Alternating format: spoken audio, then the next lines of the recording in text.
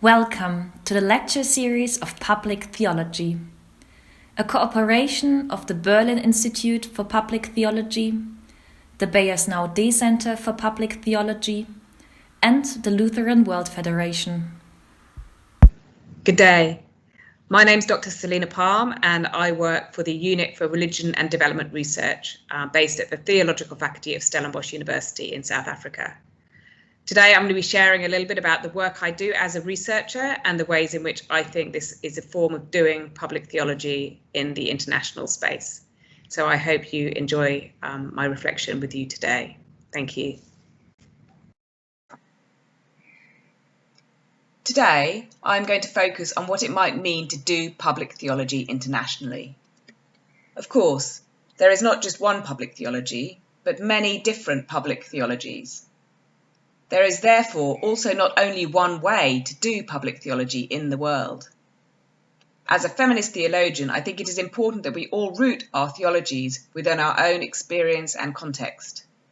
So today I will be sharing with you how I do theology in public in a range of different spaces internationally. What I do might be considered to be public theology, or it might not. See what you think. This lecture is not about giving you a set of facts about public theology through a PowerPoint presentation.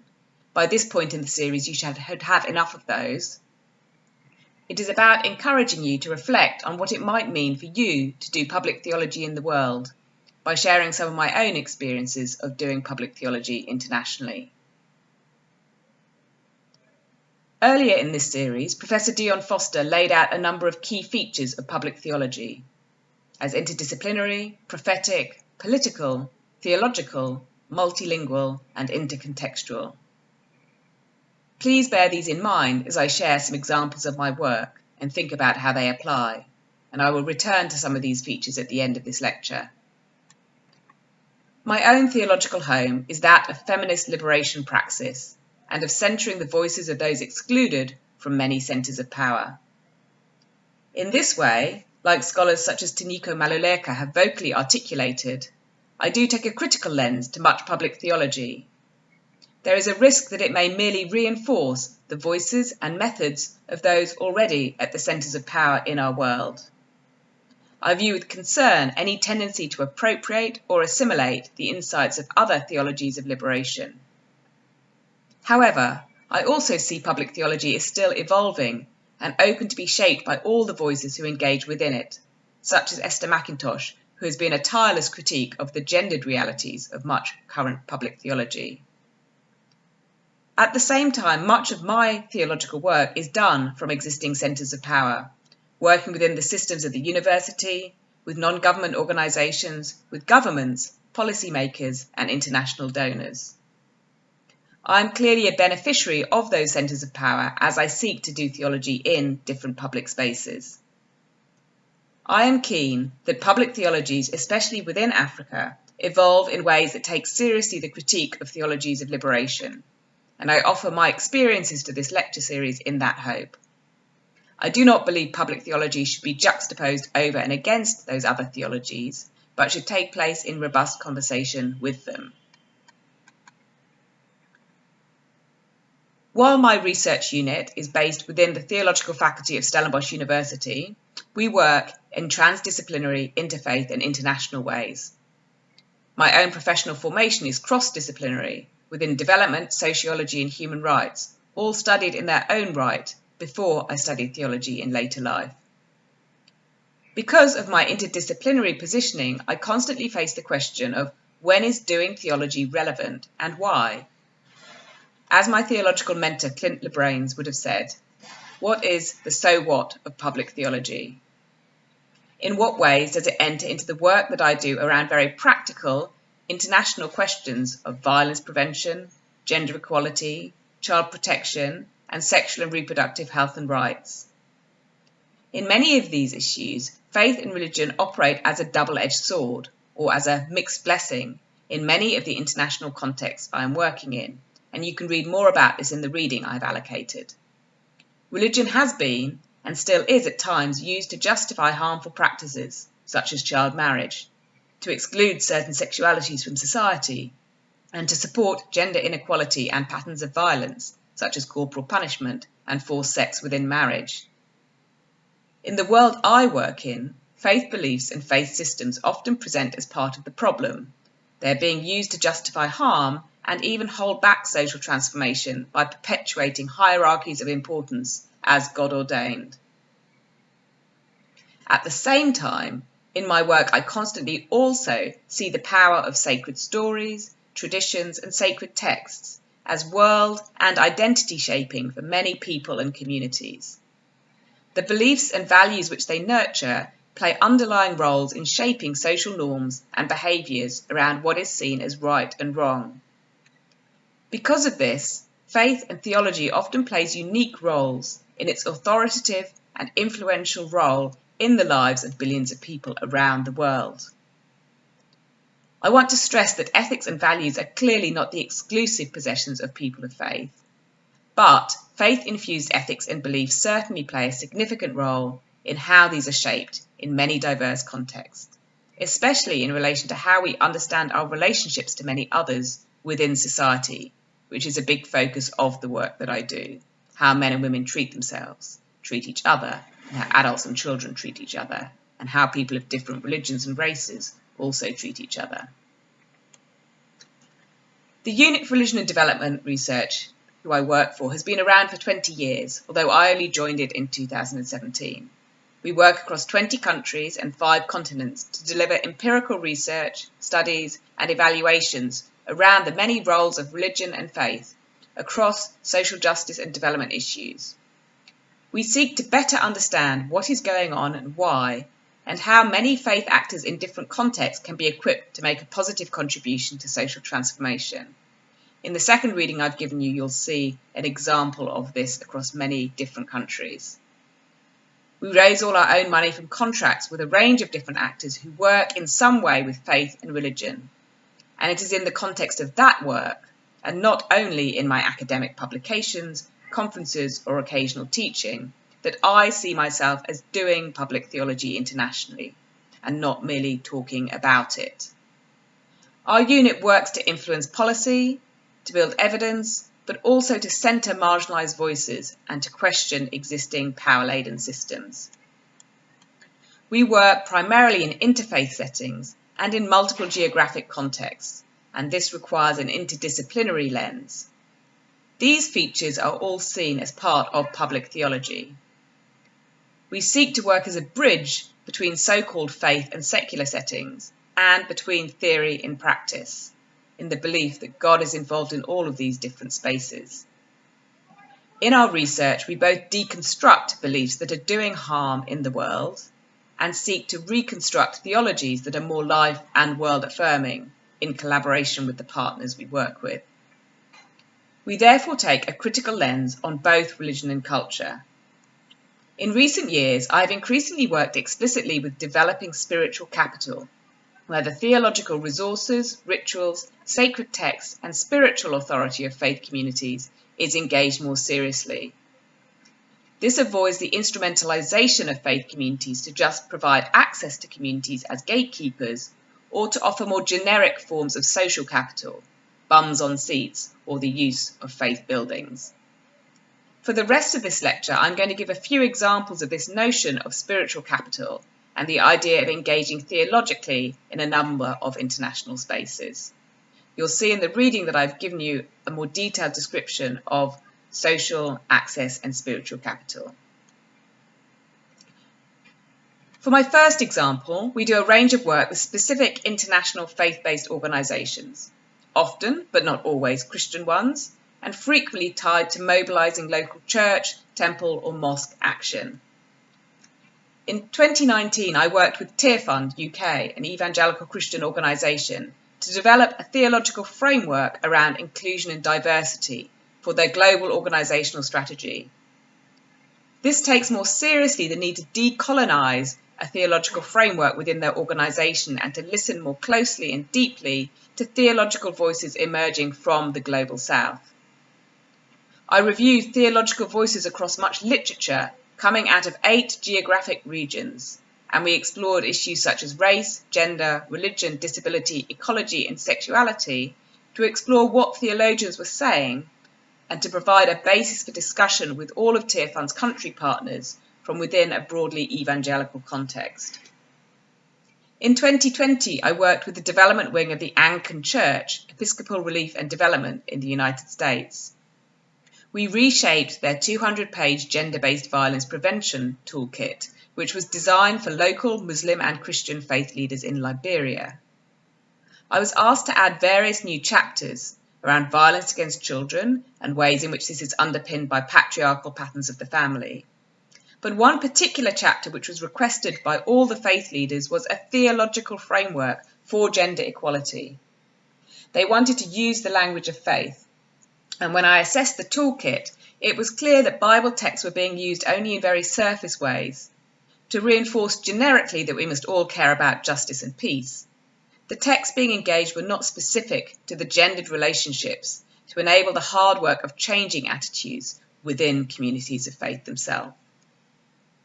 In an interview with Episcopal Relief and Development, they highlighted that feedback they received from faith leaders said, "We want more religion." They wanted to be entangled more deeply in theology and asked for another chapter specifically addressing that issue. They noted that there was not a resistance to human rights, feminist or anti-patriarchy framing, or the ideas of children's rights or development. They found these ideas interesting, but in the end, faith leaders insisted that they wanted to speak in the language of faith and scripture, and that this engagement enables specific positive change within the communities around gender equality. So this rework involved both a deconstruction task, identifying which particular Bible verses are sticking points for change on gender equality. For example, household rules found within the New Testament around submission, and the Adam and Eve creation story and how relationships within marriage were being understood. It's important to note that as a theologian here, I don't get to choose what to engage with. I have to respond with what comes up from the studies done with people within the specific context. This is often very sobering and can be very far away from nuanced reflections that are done within the theological academy.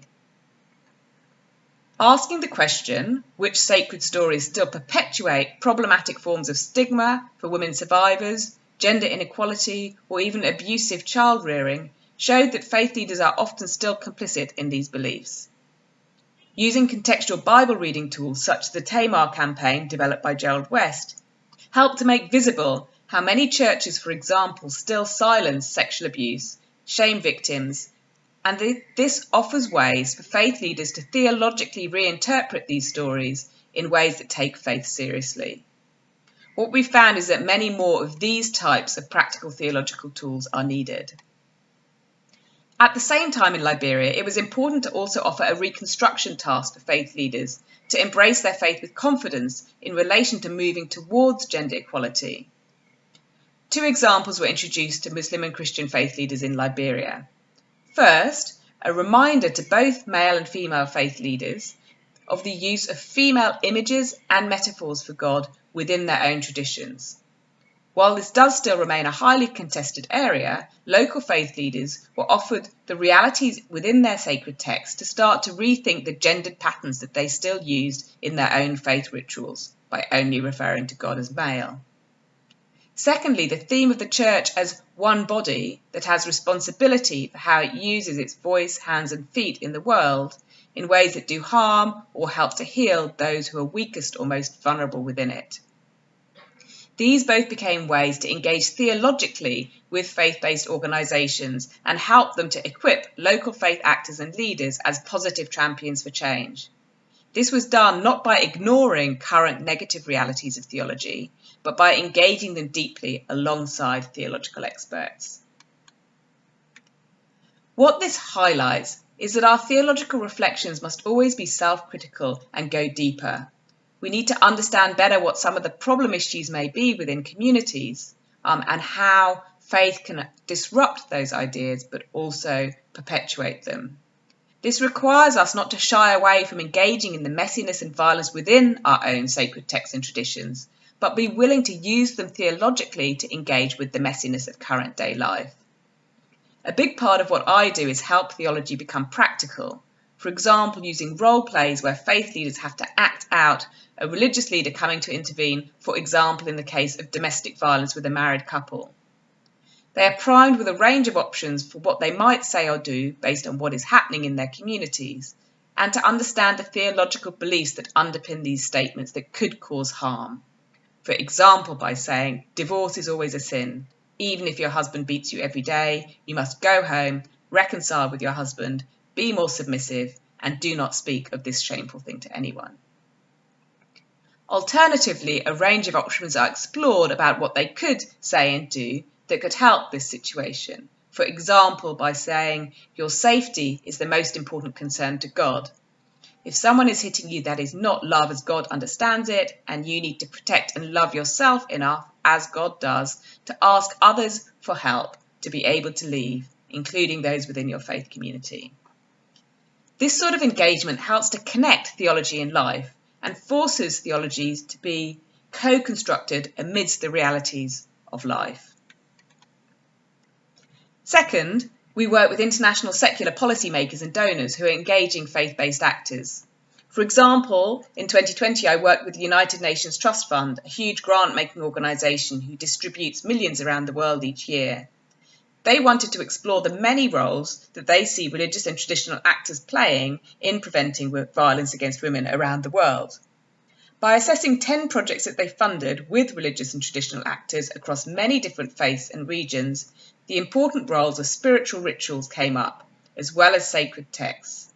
This highlights the need for secular actors such as the United Nations to think carefully about how they engage with mechanisms of faith sensitively, and how these activities can be translated into language understood by those outside the tradition. One of the readings that I've given you explores this particular example a lot more deeply.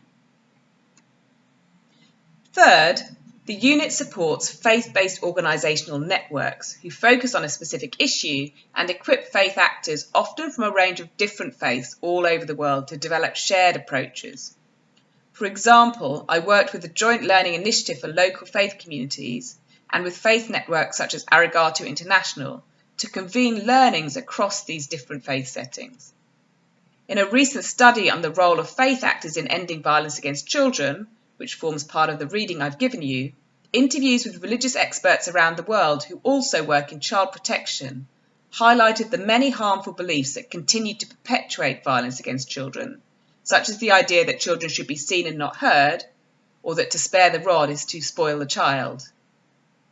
At the same time, these experts offer alternative beliefs around human dignity from within their faith traditions that can form part of a faith mandate to protect children and support their rights.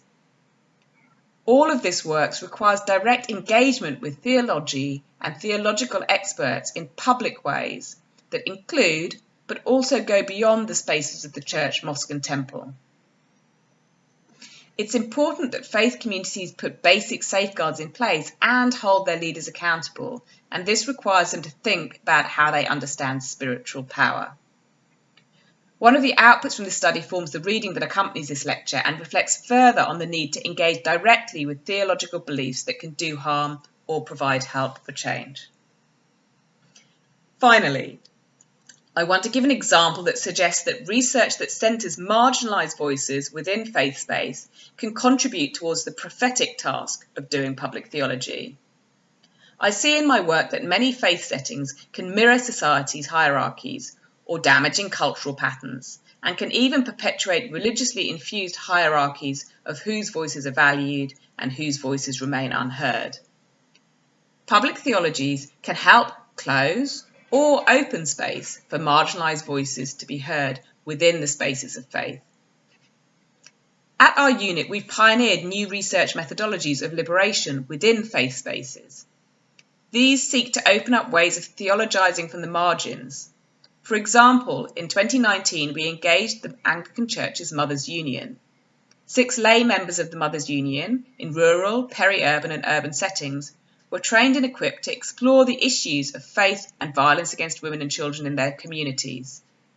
Over 6 months, they looked specifically at how the Mothers' Union is both helping to end, but also unwittingly contributing towards these patterns in what they may be teaching and advising women. They took photographs and recorded voice notes to make visible these realities. This research enabled us to speak back to the church in prophetic ways, to show bishops across Zambia and Mothers Union leaders where their faith teachings were causing harm. I believe that this articulates a people's theology from below by using research methodologies that can be safely translated to speak to the centres of power and push for policy and structural change. What all these examples have in common is that theology is rarely the initial entry point. Unlike church pastors whose congregation normally expects them to start with talk of God, engaging with theology in other public spaces like I do means that theology often becomes a second, third, or even fifth step in a conversation that has already begun. That conversation usually begins with a shared social concern about a practical issue. Many disciplinary insights are needed, and this turns upside down many ways of teaching and learning theology that can often begin with God and only end with application. The kind of public theology that I try to do begins instead with the lived realities, often of harm between people in our world, and of a shared need to understand and transform that. Theology can only emerge as a contributor to these tasks if it is able to translate its categories in ways that can resonate more widely and engage in interdisciplinary engagement with other voices, many of which may be deeply critical of faith. It is in these encounters, I feel, that theology becomes incarnated in public spaces in many promising ways. This requires multilingualism, being able to speak theological language into other languages and being able to translate other languages back into theological faith spaces. So as I reflect back on the work that I do, I realise that theology is always involved in two-way conversations about shared social problems.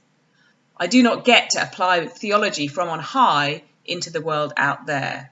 I have to constantly make the case for how theological discourse and actions can make a unique contribution to the wider themes of justice, peace, human rights, and non-violence, which also exist outside of the faith space.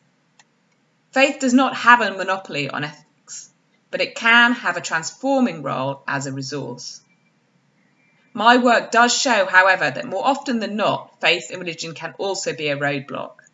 And this leaves us with our question, how does our theology need to be transformed by the world? Is engagement with the realities of the world itself, in fact, a deeply theological task? And I want to briefly return to Dion Foster's claims in his lecture that public theology must be theological and ask theological questions, which the concept of spiritual capital, I believe, enables us to do. That public theology must be multilingual, engaged in those tasks of translation across and between faiths, but also across and between different disciplines, something which comes up all the time in the world that I work in. Public theology is interdisciplinary, interfaith, and intercontextual, and this is incredibly important when working in an international space where there are many different publics and agendas. We're dealing with very complex systems, and it's important to recognise that there is no one-size-fits-all theology. We must make sure that our theological discourse is not universalised in ways that hovers above people's unique contexts. Foster suggests also that theology is political. It's tied to our common polis on the planet, and therefore that there are socio-political implications of all of our theologies. This is incredibly important for the work that I do. But I notice that public theologians can hold all sorts of different kinds of politics, which can take public theology in many different kinds of directions. I remain with the question as to whether public theology has substantive commitments, or if it is just a methodology. And if it does have substantive commitments, what are they to? The common good, liberation, centering the most vulnerable, to a critical reading of sacred texts. These remain unanswered questions for me in my conversations with public theology. Finally, and most importantly in the work that I do, public theology is called to be prophetic, to recognise that God is already at work in the world and within history, and that we are called to situate in some way ourselves with the marginalised in our task of public theology. This does give public theology a substantive position from which to do theology. To these 5, I want to conclude by adding another. Public theology is power-laden. Which discourses and conversation partners it engages, who speaks and on what terms, and who gets funding are all power-laden issues. And there is a tendency for those who already hold power within faith spaces, leaders, theologians, to maintain and even abuse that. This must be constantly disrupted and requires constant self-reflexivity by public theologians, awareness of their own blind spots, and prophetic critique not only of the world out there, but fundamentally of their own faith spaces. It's important we go beyond merely talking about public theology to actually doing it. Maloleka reminds us that public theology does not take place as polite conversations in an imaginary horizontal space of the public square, but within existing power-laden hierarchies where some have more voice than others who remain invisibilized or ignored. Doing public theology internationally must never be reduced to a university-based elite global conversation that may run the risk of hovering above the lived realities of people's lives.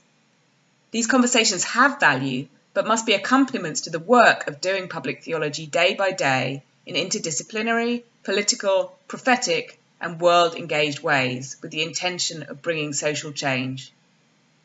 So much of the work I do comes back to transforming power relations between adults and children, men and women, Christian and pagan. Many of these power relations have been theologically legitimated.